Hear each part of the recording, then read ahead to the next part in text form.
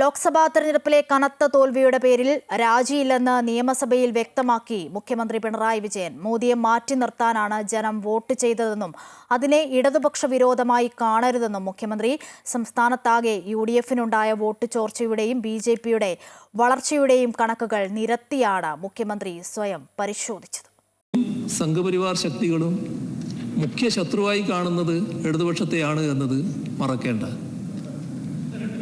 ഇടതുപക്ഷ പ്രസ്ഥാനത്തിൻ്റെ വേരറുക്കാനും നമ്മുടെ രാജ്യത്തുള്ള മതന്യൂനപക്ഷങ്ങളെ ഒറ്റപ്പെടുത്താനും സംഘപരിവാർ നടന്ന ശ്രമങ്ങൾ ഇന്നോ ഇന്നലെയോ തുടങ്ങിയതല്ല. അവർ ജന്മം കൊണ്ട നാൾ മുതൽ തുടങ്ങിയതാണ്.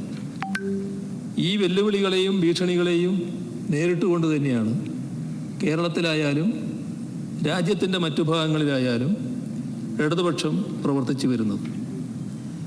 ഇപ്പോൾ ലോക്സഭാ തെരഞ്ഞെടുപ്പിൽ നമ്മുടെ രാജ്യത്തിൻ്റെ ഭരണഘടനാ മൂല്യങ്ങൾ സംരക്ഷിക്കുക, ഇതാണ് പ്രധാനമായ മുദ്രാവാക്യമായി ഉയർന്നത്. അതുതന്നെയാണ് കേരളത്തിലും ഞങ്ങൾ സ്വീകരിച്ചത്.